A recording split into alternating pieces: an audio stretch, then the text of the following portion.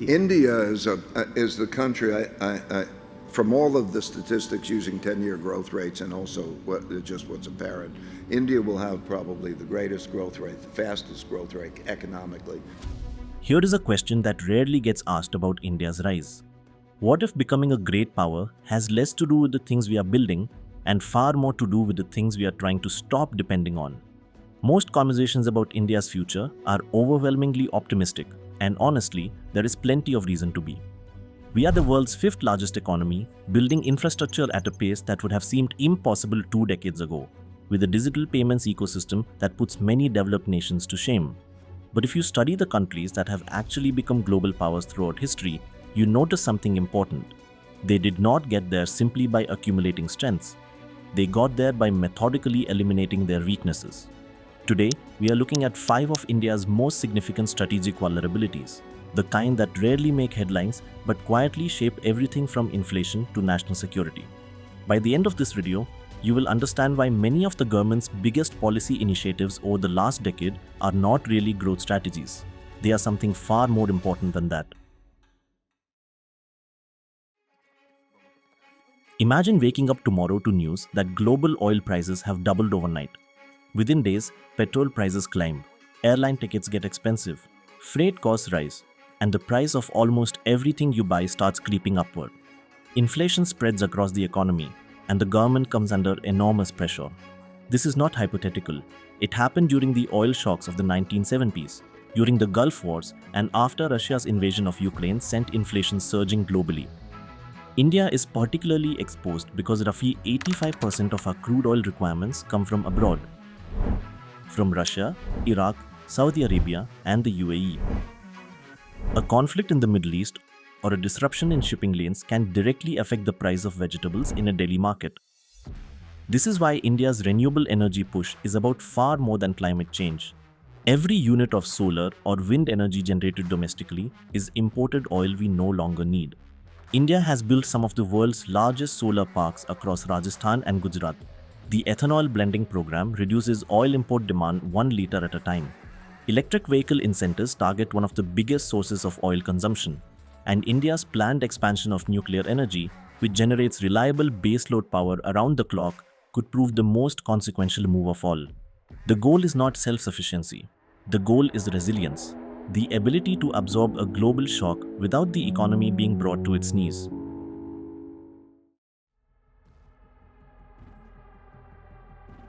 Semiconductors have become what oil was to the 20th century, the resource that everything else depends on. They sit inside your smartphone, your laptop, your car, your power grid, and every advanced weapon system. And just like oil, their production is dangerously concentrated. The world's most advanced chips are overwhelmingly made in Taiwan and South Korea. In 2020 and 2021, the world got a preview of what happens when this supply chain breaks. Car manufacturers shut down production lines. Electronics companies faced months-long shortages. Governments realized that semiconductor access was not just an industrial policy question, it was a national security issue. For India, the stakes are especially high because virtually every major national ambition depends on chips, electronics manufacturing, electric vehicles, defense production, and artificial intelligence. For decades, India remained a consumer rather than a producer. The government launched the India Semiconductor Mission to change that, committing billions in incentives, developing new fabrication facilities, and using the production-linked incentive scheme to bring major electronics manufacturers into India. Building a semiconductor ecosystem takes generations. Taiwan spent decades, and China has spent hundreds of billions of dollars still trying to close the gap. India is in the early stages. But for the first time, it is actively trying to participate in one of the most strategically critical industries in the world. I'm very glad that the entire ecosystem is now coming to India. See, practically everything that is manufactured today, whether it is cars or trains or defense equipment or home equipment like refrigerators and everything requires semiconductor chips.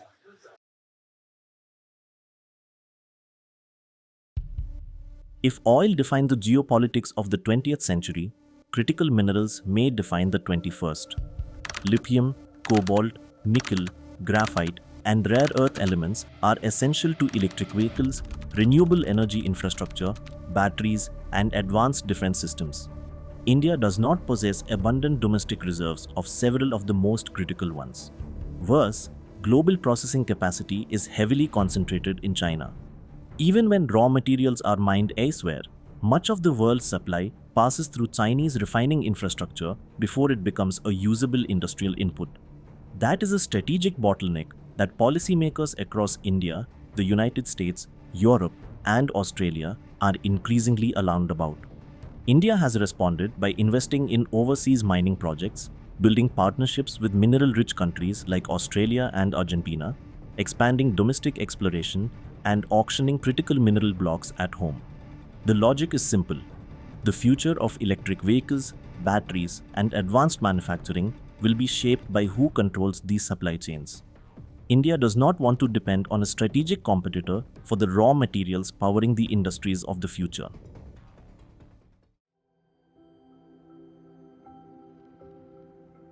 Modern warfare is increasingly decided by technology before a single shot is fired. Better sensors, more capable engines, more sophisticated missiles. These things confer decisive advantages.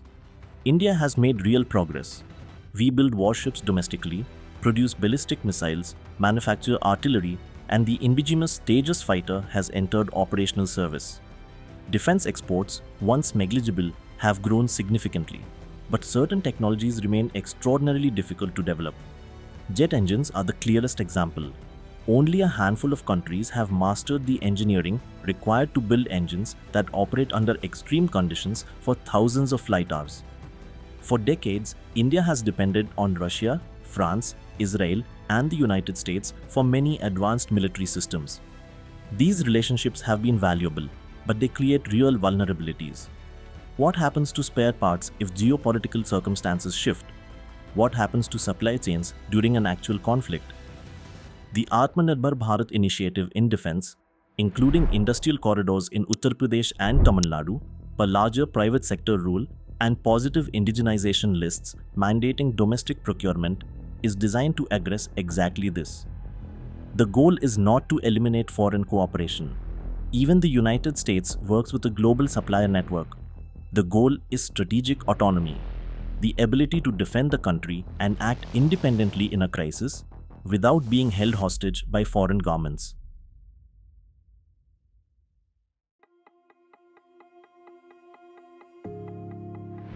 India is called the pharmacy of the world, and with good reason. Indian companies supply a large share of the world's generic medicines to patients across the globe. But beneath this strength lies a significant vulnerability. Many of the active pharmaceutical ingredients, or APs, used to manufacture those medicines are imported, with a substantial share coming from China. The economics made sense for years.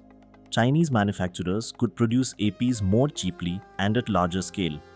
Then COVID-19 arrived, and the fragility of this arrangement became impossible to ignore. When supply chains were disrupted, India's ability to manufacture essential medicines was constrained by what was happening in a single foreign country. A nation that had built its identity as the world's pharmacy was exposed as dependent on external suppliers for critical inputs.